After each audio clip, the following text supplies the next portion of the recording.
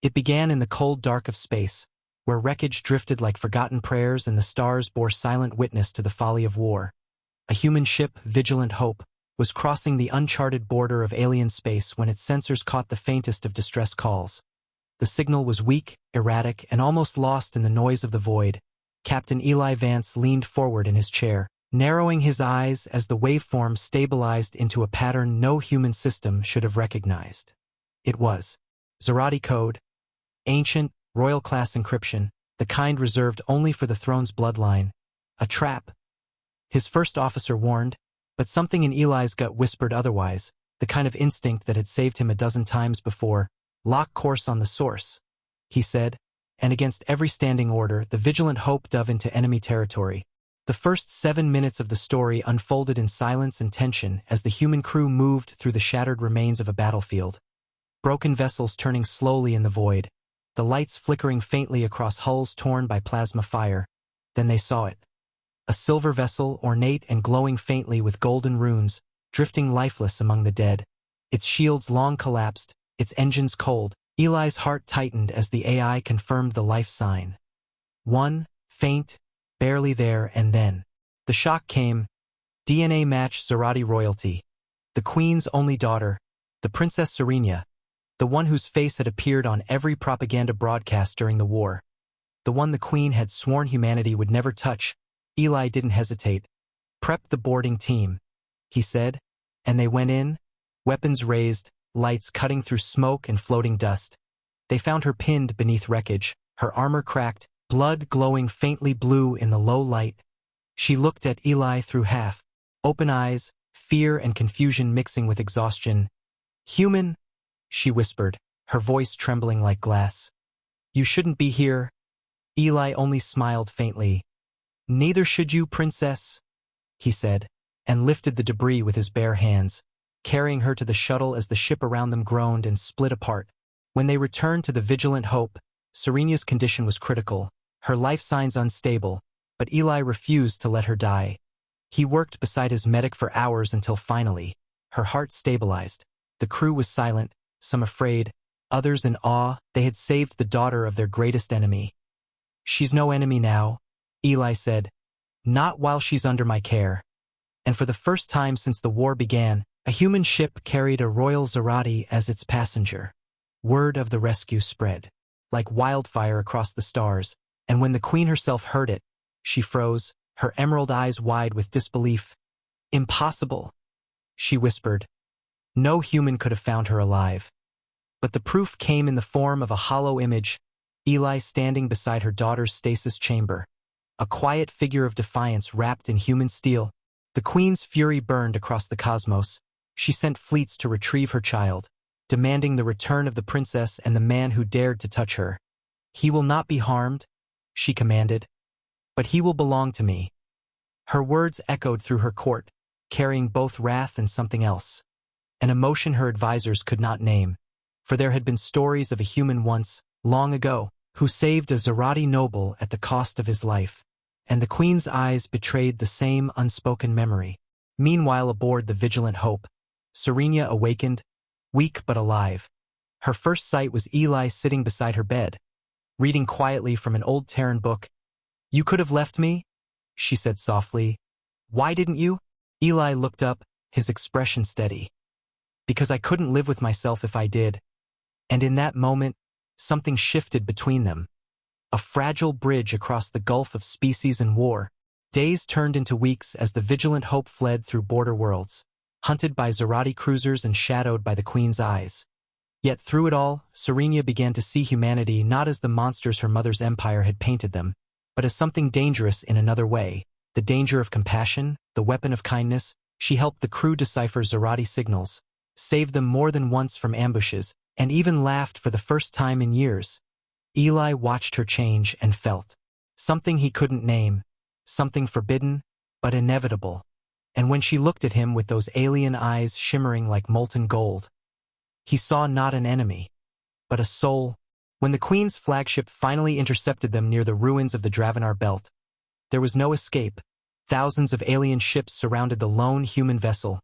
Eli stood on the bridge, calm even as the targeting locks painted his hull red. Open channel, he said. The image of the Queen filled the screen, her voice cold as frost. Captain Vance, you have something that belongs to me. He met her gaze, unflinching. I have someone who belongs to herself. The silence that followed was endless, broken only by Serena's voice as she stepped into view beside him. Mother, she said softly. He saved my life, not for gain, not for war. He saved me because it was right. The Queen's face faltered, emotion cracking through the ice. She remembered her daughter's laughter as a child, her promise to protect her from all monsters, and now realizing that the monsters had not been human at all. The standoff lasted hours until finally, the Queen spoke again, her tone lower, strange. You will come with me, Captain? She said. I will guarantee your safety and your crew's. Eli frowned. Why? He asked, and the Queen's reply was simple, almost haunting. Because any being who saves my bloodline becomes bound to it, and now, Captain, you belong to me. Her words carried more than law, they carried ancient ritual, a vow older than the Zharathi throne itself. The crews on both sides held their breath as Eli turned to Serena, her eyes wide with fear. She won't harm you, she whispered. But she will never let you go. When Eli stepped aboard the Queen's ship, the air shimmered with light, alien guards bowing as he passed. The Queen stood at the center of a throne carved from living crystal, her presence radiant and terrifying. She studied him in silence before stepping closer, her voice softer than he expected. You've done what no human has ever done, she said. You've made me doubt everything I was. She raised a hand and touched his face. You are no prisoner, Captain Vance, but you will not leave my side. Eli met her gaze, steady and unbroken. Then make sure I'm worth keeping, he said, and for the first time in her long reign, the Queen smiled. Not with triumph, but with something dangerously close to affection. Weeks passed, and the galaxy changed around them. The image of a human standing beside the Queen of the Zharathi spread faster than war ever could.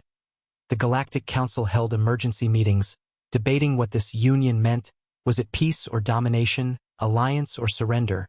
But among the common people, among the soldiers who had lost friends on both sides, a strange hope began to bloom, a belief that perhaps, at the heart of all the fire and blood, mercy was stronger than fear, and in quiet moments aboard the royal ship, Eli and Serena walked side by side, their reflections in the crystal walls merging in the light, two figures who had broken every rule written in the stars. The story ended as it began, in silence and starlight, with the Queen standing at her window looking down upon a galaxy that no longer trembled at humanity's name but listened to it. You've changed me? She whispered, knowing that Cale Mercer's ghost of legend would have approved. Behind her, Eli spoke softly. You saved me too. And though neither said the word love, the stars themselves seemed to hear it, far beyond politics, beyond species, beyond war. For in that endless night of space, one truth endured. As long as humanity lived, mercy would always conquer fear, and the sound of one man's choice could still silence an entire galaxy. If you enjoyed this story of courage, compassion, and humanity's defiance among the stars, don't forget to like, comment, and subscribe for more HFY and sci-fi tales where humanity's heart beats louder than any empire's roar. You said, the news of a human captain saving the Zharathi princess spread like wildfire, crossing every network and echoing through both human and alien systems. On Earth, the media turned it into a miracle story. A soldier of humanity rescues royal blood from the enemy. But in the Zharathi Empire, it was considered blasphemy. The Queen's voice shook the crystal towers of her palace as she ordered every fleet to recover her daughter and seize the man who dared to touch the royal bloodline. She would not kill him, no, something older, deeper guided her fury. The Zharathi believed in ancient binding oaths. Anyone who saved royal blood owed a life debt to the crown itself. To her, Eli Vance had sealed his fate the moment he lifted her daughter from the wreckage.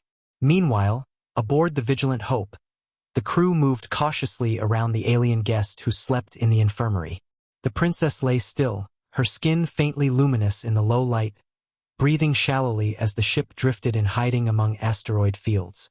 Captain Vance barely slept. He sat near her bedside every night, listening to the slow rhythm of her alien heart, and wondering what madness had made him cross into enemy space. When she awoke, her first word was a whisper that carried both fear and curiosity. "Human, why did you save me?" He smiled, weary but honest. "Because someone had to." For a moment her gaze softened, and that small look unsettled him more than any battle ever had. Days passed, and as the vigilant hope skirted the edges of Zharathi space, Vance found himself learning about her world. She spoke of crystal cities that floated in oceans of light, of a people who once believed mercy was weakness. She confessed that she'd volunteered for the diplomatic mission that had been ambushed by pirates, not realizing they were mercenaries hired by her own mother's council to start a war they could control. When Vance heard that, he understood something terrible. "So they wanted you dead," he said quietly. "They wanted a martyr." The princess turned away, shame and grief mixing in her voice. "And now, because you saved me, they will call you the monster who stole me." Out in the darkness, the Queen's flagship Eternal Crown swept across the stars, its silhouette blotting out suns. She stood before her court, her face calm but her eyes burning. "He must be brought to me," she declared. "Alive. The human has invoked the law of bond. He saved royal life. He is mine to command." No one dared argue. Yet in the shadows, her advisor whispered, "Majesty, you could end the war here. Return your daughter, show mercy." The Queen's gaze hardened. "Mercy is what destroyed the humans. We will remind them who rules the stars." But deep within, she felt a stirring she hadn't known in centuries, something like doubt. As weeks turned into months, the vigilant hope remained hunted. The princess recovered fully, walking the ship's corridors in silence, watching the human crew laugh, argue, and live with a kind of freedom her empire had forgotten. She began to understand why the Zharathi feared humanity, not for their weapons but for their hearts. Humanity's defiance was contagious. One evening she stood beside Vance on the observation deck, stars stretching endless beyond the glass. "When my mother finds you," she said softly, "she will claim you. The bond law will make you hers." Vance smiled faintly. "Then let her try. I don't belong to crowns." She turned toward him, eyes glimmering with something between warning and admiration. "No human has ever defied her and lived." He looked back out at the stars. "Then I'll be the first." The Queen's fleets closed in, tracing the human ship's trail through broken space. Each encounter left the vigilant hope more damaged, yet never destroyed. The crew began calling their captain the Ghost, a man who slipped through death's fingers again and again. And somewhere, across the void, the Queen began to feel his name echo in her mind as if it had weight. Eli Vance. It rolled off her tongue in secret moments when no one could hear. The more she chased him, the more she dreamed of him. The man bold enough to save what she had failed to protect. Finally, her hunters cornered the vigilant hope near the binary stars of Drakkar 9. Surrounded, engines crippled, Vance sent the princess to the escape pod, but she refused. "If I leave, they'll kill you," she said. He answered calmly, "If you stay, they'll kill us both." Before she could protest, the comms flared with the Queen's voice, deep and resonant. "Captain Vance," she said, "you have trespassed in royal space, stolen my child, and defied my rule. Prepare to be boarded." Vance stared at the screen, then at Serena. "She's here," he said quietly. The princess gripped his hand once, the first and last time she allowed herself to. "Whatever happens, thank you." The Eternal Crown locked tractor beams on the smaller ship, dragging it toward its hangar bay. Vance stood at attention as the airlocks hissed open and soldiers in golden armor poured through. They did not fire. They surrounded him, weapons raised, until the Queen herself stepped into the light. Her presence filled the chamber like a storm contained in human form. She looked at him for a long moment, saying nothing, before turning to her daughter. "You live," she whispered. Serena bowed her head. "Because of him." The Queen's eyes returned to Eli. "Then by law and by blood, you belong to me." The words carried across the hangar, heavy as gravity. Vance met her gaze unflinching. "I belong to no one. For the first time, the queen smiled. A slow, dangerous curve of her lips. "We shall see." Her soldiers lowered their weapons. "He will not be harmed," she commanded. "He is under royal claim." The crew of the Vigilant Hope were released, their ship repaired, their orders clear. Leave Zharathi space and never return. But Vance stayed, not as prisoner, not yet as ally. Something in between, bound by an ancient code older than either of their species. As the Queen's ship turned toward the royal system, the stars stretched out before him, and he realized he had crossed the line from duty into legend. Somewhere deep in the cosmos, the first whispers began again, the same ones that had haunted empires for centuries. The humans have returned. That night, as the eternal crown glided through the void, the Queen stood alone in her private chamber, staring at the faint reflection of the human who had defied her. "You saved my daughter," she said softly, almost to herself. "Now you will learn what it means to save a queen." And though Eli Vance could not hear her, he somehow felt the words ripple through the air, as if the stars themselves had begun to listen. The Zharathi flagship Eternal Crown moved through hyperspace like a living cathedral, its walls glowing with veins of blue crystal, every corridor humming with energy drawn from captured stars. Captain Eli Vance walked through those corridors surrounded by alien guards whose armor shimmered like liquid light. To them he was both a prisoner and a symbol, the first human to walk the Queen's halls unshackled. Every eye that met his carried fear, fascination, and the faint spark of disbelief. The Queen's command had made him untouchable, but not welcome. He could feel the weight of centuries of hatred pressing against his back as he was led to her throne chamber. When the doors opened, the Queen stood alone beneath the high vault of her palace. Light from twin suns filtered through the glass roof, turning her silver armor into fire. She dismissed her guards with a flick of her hand and studied him in silence. "You cross galaxies to save what is not yours," she said finally, her voice calm but sharp as a blade. "Why?" Eli met her gaze and said simply, "Because she was alive." The Queen tilted her head, curiosity breaking through her regal mask. "You humans kill for less, yet risk death for strangers. Are you saviors or fools?" "Sometimes both," he answered. For the first time in her long reign, the Queen did not have an answer. Days became weeks aboard the Eternal Crown. The Queen watched him from afar, testing him with questions, puzzles, and offers of wealth, all meant to reveal his weakness. Each time Eli refused. "What do you want from me?" he asked one night as they stood before the viewing window. The Queen's expression softened just enough for honesty to slip through. "To understand," she whispered. "You carry no hatred. You fight without vengeance. My people cannot do that." Eli looked out at the stars. "Maybe that's why your empire trembles, because mercy frightens those who've forgotten it." She turned away, her hands trembling before she could hide them. Meanwhile, the Galactic Council learned that the Queen had taken a human under her protection. Panic spread among the Council worlds. They feared what this could mean. A human and a Zharathi monarch bound by the oldest royal law, the law of life debt. Rumors exploded. Some claimed the Queen would wed him to unite the races. Others whispered she meant to use him as a weapon. Fleets began to move, quietly, preparing for the worst. Humanity's leaders begged Eli's shipmates to give up his location, but the Vigilant Hope stayed silent. They knew their captain too well. Whatever he was doing out there, he was doing it for peace. Inside the royal palace, Princess Serenia had returned to health but not to comfort. She argued with her mother daily, begging her to release Eli. "He does not belong here," she said, "and you do not own him." The Queen's voice cracked like thunder. "He saved royal blood. By our law, he is bound to us." Serenia faced her mother boldly. "Then change the law." The Queen's anger faded to sorrow.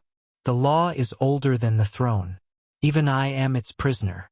She dismissed her daughter, but that night the Queen walked the quiet halls and remembered her own youth, when she had loved a human diplomat centuries ago, a man who had died for trying to make peace. She had buried that memory under duty, but Eli's defiance tore it open again. Eli became something unexpected among the Zharathi, a teacher. The queen permitted him to speak with her soldiers, to learn their ways, and in return he showed them how humans fought. Not with rage, but with trust, discipline, and instinct. The Zharathi warriors found themselves drawn to his methods. Even the royal guards began to adopt human tactics, speaking his name with a mixture of respect and unease. The queen watched from her throne as her empire slowly began to shift, its people questioning the traditions that had defined them for millennia. She knew that if this continued, her control would weaken, yet she couldn't bring herself to stop it. Then the first attack came. Unknown ships breached the border systems, bearing no insignia but armed with weapons of Zharathi design. They struck at outposts loyal to the queen, vanishing before pursuit. Reports flooded in. Sabotage, assassinations, messages painted across ruined stations. The bond is corruption. The queen realized her enemies were using Eli's presence as a weapon against her, claiming she had betrayed her species for the human. She summoned him to the war chamber, fury and fear burning in her eyes. "You've given them reason to rise against me," she shouted. Eli stood firm. "No, your majesty. They're rising because they fear change. You taught them strength without compassion. Now they've seen another way." Her hand tightened on her sword, then slowly relaxed. "Then help me end this," she said quietly. Together they formed an uneasy alliance. Eli commanded a small task force of Zharathi ships and human advisors secretly sent from the Vigilant Hope. Against impossible odds, they hunted the insurgent fleets through nebulous storms and shattered moons.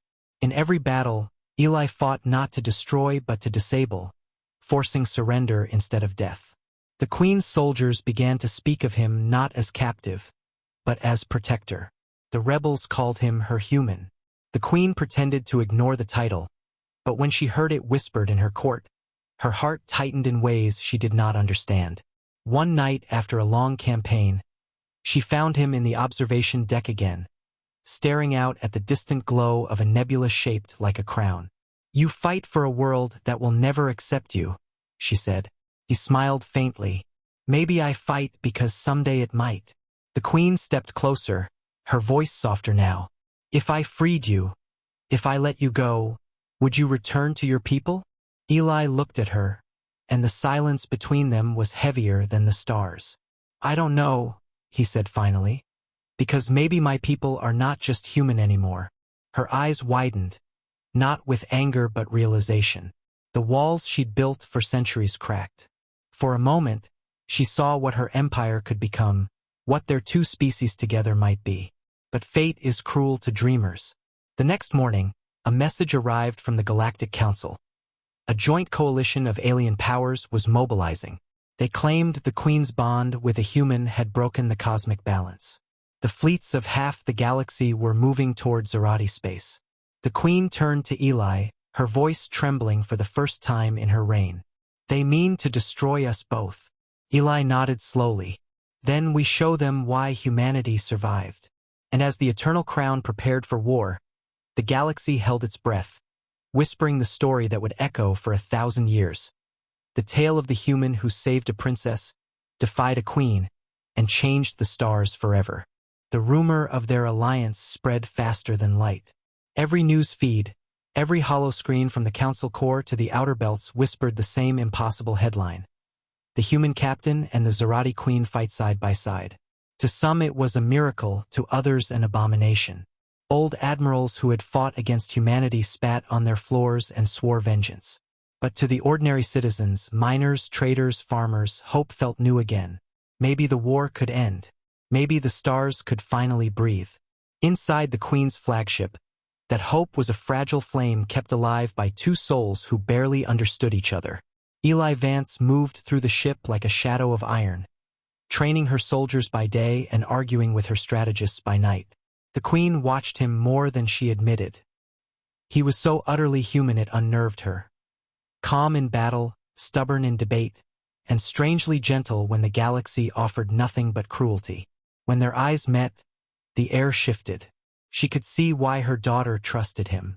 Sometimes she wondered if the bond law was not a curse but a warning from history, that those who touch humanity are changed forever. the rebellion grew bolder. They called themselves the Pure Line, believing that the Zharathi race must remain untouched by the weakness of mercy. They attacked supply lines and burned worlds that declared loyalty to the Queen. Their leader was once her own general, Lord Varen, a man she had trusted to defend her daughter. Now he stood on pirate broadcasts, his face half lit by fire, declaring, "The Queen kneels to a human. She has forgotten the throne of stars." Every speech he made drew more followers.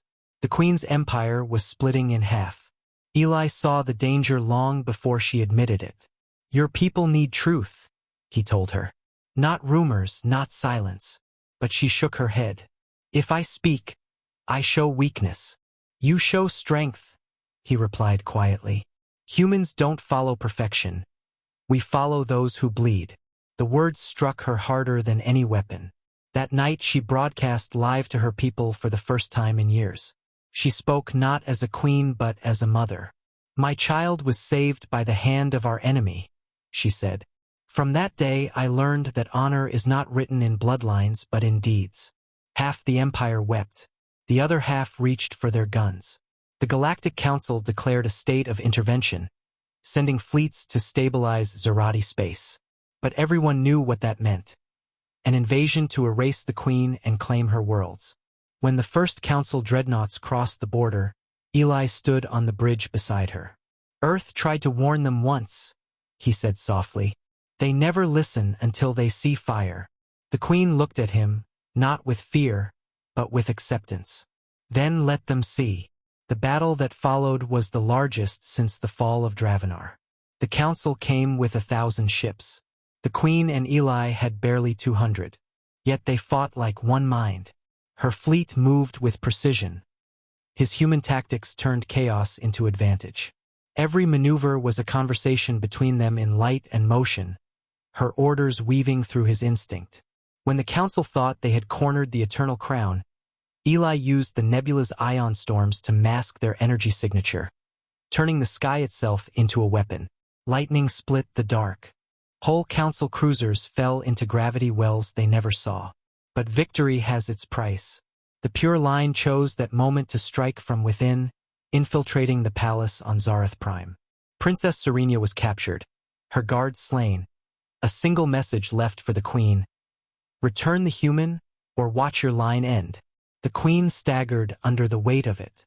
Eli watched her eyes darken with a grief so deep it seemed to drain the light from the room. He placed a hand on her shoulder, and for the first time she did not pull away. "You can't go alone," he said. "I'm not asking," she replied. "Then I'm not asking either," he answered. And so they went, Queen and human, into the heart of their own empire to save the future of both. The rescue of Serenia became legend. They fought through catacombs older than the throne itself, Eli bleeding from a dozen wounds and still refusing to fall. When they found the princess, she was bound to an energy spire, the rebels ready to broadcast her execution across the stars. Eli charged first, cutting through the guards with a ferocity the Zharathi had never seen from a human before. The Queen followed, her blade a comet of white flame. Together they cut down Varen's forces until only the traitor himself remained. He looked at the human with contempt. "You think you've tamed her?" he spat. Eli raised his weapon. "No," he said. "We taught each other to be free." The blast took Varen through the heart. When the smoke cleared, the Queen fell to her knees beside her daughter, tears shining like crystals. Serenia whispered, "He saved me again." The Queen looked up at Eli, her voice breaking. "And this time he saved me too." For a long moment they stood there in the ruins, no longer ruler and soldier, no longer human and alien, just two souls who had defied the universe in one. When they returned to the capital, the people gathered in the streets. The Queen stood before them, Eli at her side, and spoke the words that rewrote galactic law. "The bond of life is not ownership. It is unity. This human is not my property. He is my equal, and through him I see what we can be." The cheers that rose from Zarath Prime reached the Council worlds themselves. For the first time in recorded history, the galaxy believed that humanity and the Zharathi might walk the same path. That night, alone beneath the light of two moons, Eli and the Queen stood on the palace balcony, watching the city glow. "You still think I belong to you?" he asked softly. She smiled through tears. "No," she said, "but you will always belong to this moment." He took her hand, and the stars seemed to bend a little closer, as if the universe itself wanted to remember what hope looked like when it finally found a home. Peace, fragile and uncertain, spread across the galaxy in the months that followed. The war had ended not through victory but through understanding, and yet every empire waited, holding its breath, watching the fragile alliance between humanity and the Zharathi with suspicion. In the heart of that fragile hope stood Captain Eli Vance, the human who had defied death, law, and crown to save a single life, and beside him, the Queen who had once sworn to destroy him. Together they rebuilt a world scarred by centuries of fear. But peace has never been kind to warriors. In quiet halls where banners of unity fluttered, shadows began to move once more. The Galactic Council met in secret chambers, their voices low and poisoned with envy. "The Queen bends her throne to a human," hissed one senator. "He will be her undoing," sneered another. "A symbol like him," said a third, "could make humanity rise again, and if that happens, the council will crumble." The decision was made that night. A covert strike force would eliminate the human before his legend became unstoppable. Assassins were sent, not soldiers, men and women whose hearts had long been hollowed out by greed. They would erase Captain Vance quietly, without scandal, without war. On Zarath Prime, the Queen felt unease gnawing at her instincts. She walked the palace at night, her hand brushing along the cool walls that had witnessed centuries of conquest. "You cannot rule through fear forever," Eli had once told her. "But you can lose everything if you forget to fear what hides in silence." His words echoed now as she stood on the balcony overlooking the city of crystal and light. Somewhere below, she could hear the hum of markets, the laughter of alien children mingling with human settlers who had come to rebuild. A new dawn, she thought. A new empire built not on chains but on choice. And still, she couldn't shake the feeling that something hunted them. Eli spent those days teaching her people the art of defense, the human way, pragmatic and fluid, where every soldier thought, adapted, felt. He stood in the training fields with Zharathi cadets and made them laugh, something no one had ever dared to do under the Queen's rule. When she came to watch him, her guards lowered their eyes. They could see it too, the unspoken gravity between them. He greeted her with that faint human grin that disarmed her armies but never her heart. "You shouldn't be here, Majesty," he said, handing her a practice blade. "The last time I trained beside you, I nearly lost a limb." She smiled, something soft and dangerous. "Then teach me to hold my ground this time." The Queen's laughter filled the courtyard, light and rare, and for a brief moment, it seemed the galaxy had forgotten how to bleed. But at the edge of that fragile joy, darkness stirred. A cloaked figure entered the royal archives, bypassing ancient defenses with precision only human technology could achieve. The assassin moved through shadows, planting a device no bigger than a coin into the palace's power core. It would not explode, it would erase, releasing a pulse that would wipe memories from every network, every mind connected through Zharathi neural links. In a single instant, it would erase every record of Eli Vance, every image, every word, leaving only silence where his name had lived. The attack came at dawn.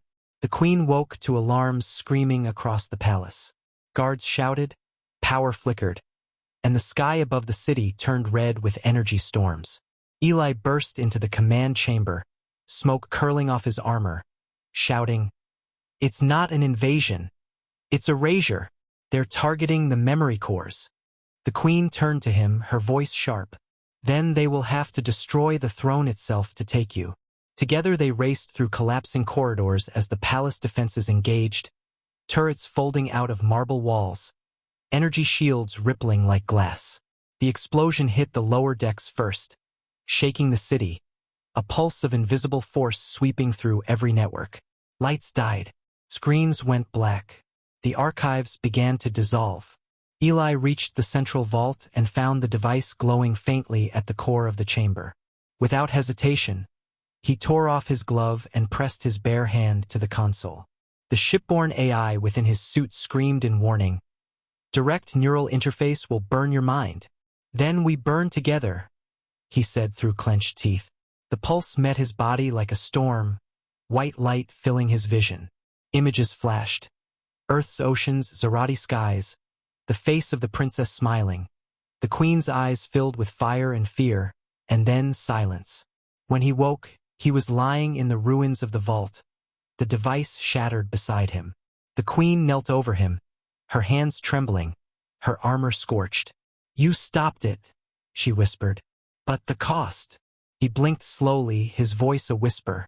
"My name. It's gone, isn't it?" Outside, the people of Zarath Prime stood in confusion. They remembered a battle, a savior, but not his face.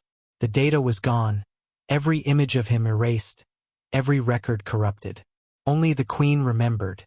The bond between them, forged by life itself, had shielded her mind from the pulse. She gathered her people and spoke with the calm strength he had taught her. "There was a man," she said to the millions who stood beneath her balcony. "He came from a world far away. He reminded us that mercy is not weakness, and that courage is not born from power but from compassion. You may not know his name, but you live today because of him." And her people wept, because even without memory, they felt the truth of her words. That night, when the city slept, the queen walked alone to the ruins of the vault where he lay resting. His body breathed faintly, alive but fading. She knelt beside him, brushing the dust from his face. "You've given everything," she whispered, "even your name." His eyes flickered open, and for one last time, she saw the spark of the man who had defied the galaxy. "Then remember for me," he said weakly. She nodded, tears falling onto his chest. "Always." He smiled once more, then closed his eyes, his breath fading like the last hum of a dying star. The queen ordered no funeral, no monument. Instead, she turned the ruins of the vault into a garden, open to all species, where the flowers grew from the ashes of shattered crystal. She called it the Sanctuary of Memory. Those who entered heard a faint hum in the wind, a heartbeat, slow and steady, the echo of a man the universe had tried to erase but could never truly silence. And every year, on the same day, she stood in that garden and whispered his name softly into the night air, knowing the stars were still listening. For across the galaxy, in the static of distant transmissions, travelers sometimes caught fragments of a human voice, faint but clear, saying, "Mercy endures." And though no one remembered who he was, the whole galaxy remembered what he had been. Humanity's echo had become eternal. The galaxy did not forget the human who had no name. Even when the last digital trace of him vanished, even when the archives of 1,000 worlds recorded only the unknown savior, something deeper remained, a pulse through time, a whisper carried in every signal and transmission, a heartbeat that refused to fade. The Queen of Zarath grew older, her once iron posture softened by years of quiet reflection.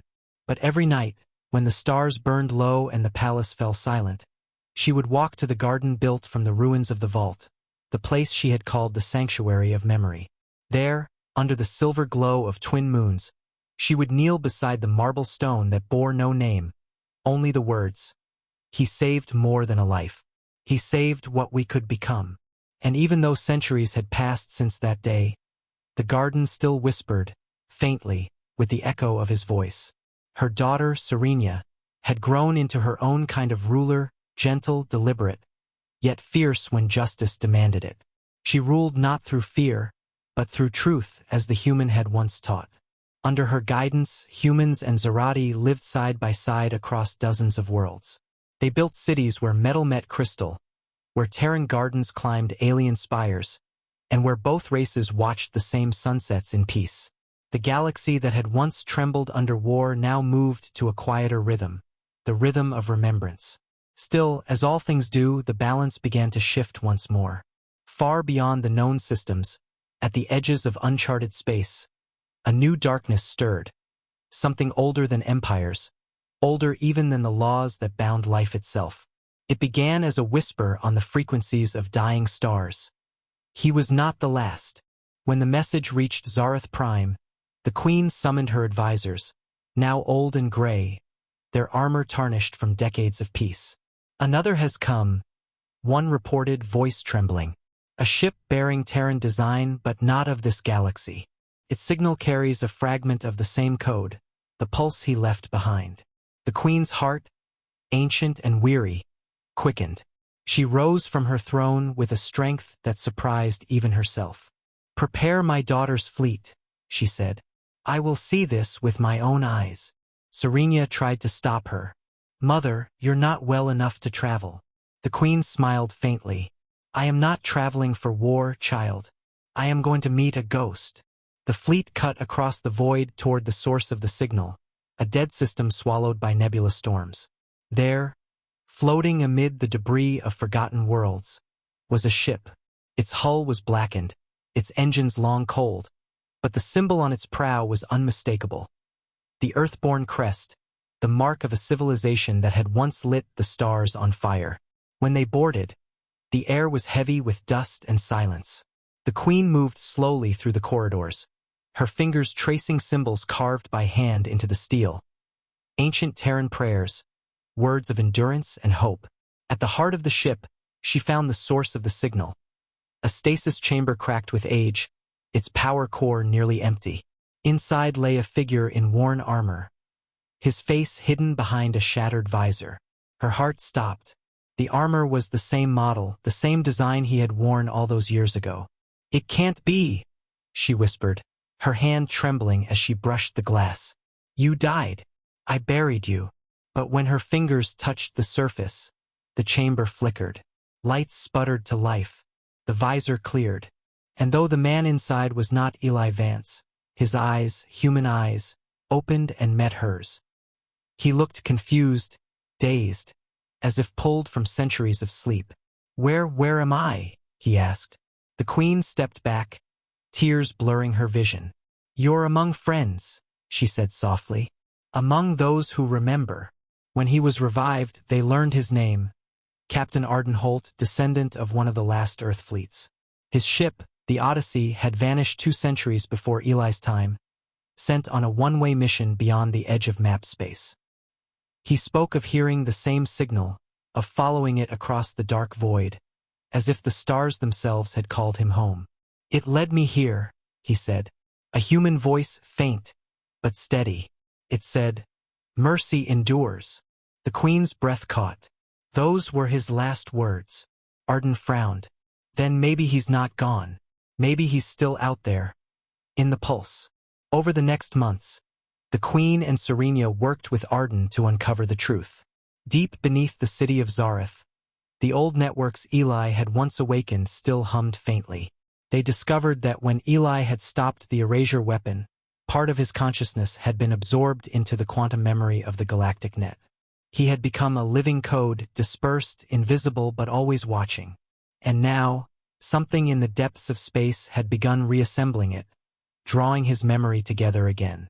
"He's rebuilding himself," Arden whispered, "the human who defied gods and kings." The Queen stared out the window that night, her reflection faint against the stars. "Even in death, he cannot stop saving us," she murmured. Serenia approached quietly. "Mother, if this is true, if his spirit still lives, what will you do?"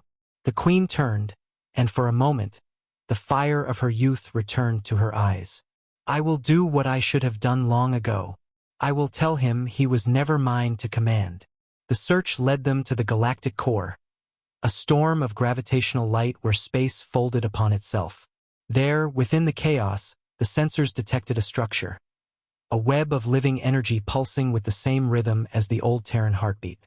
The Eternal Crown entered orbit, shields barely holding. The Queen stood on the bridge beside Arden and Serenia. "He's here," she said quietly. In the light, the ship's systems flared, and suddenly, a voice filled the comms. It was fragmented, distant, but unmistakable. "Why do you return?" The Queen's breath trembled. "Because you never truly left us," she said.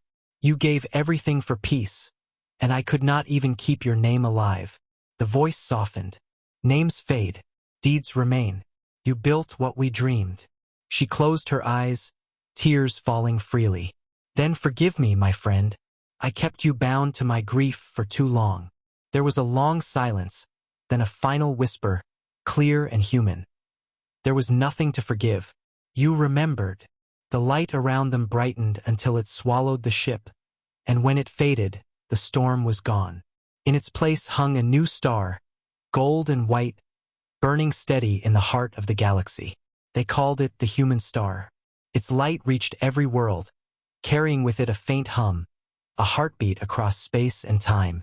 The Queen returned home, older but at peace, her heart unburdened.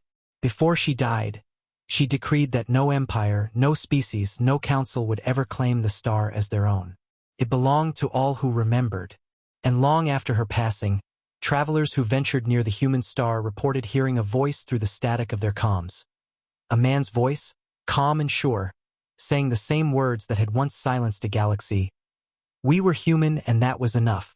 And so the legend lived on, not just as a story of war or love, but as a promise. Wherever mercy survived, wherever courage rose from despair, humanity endured.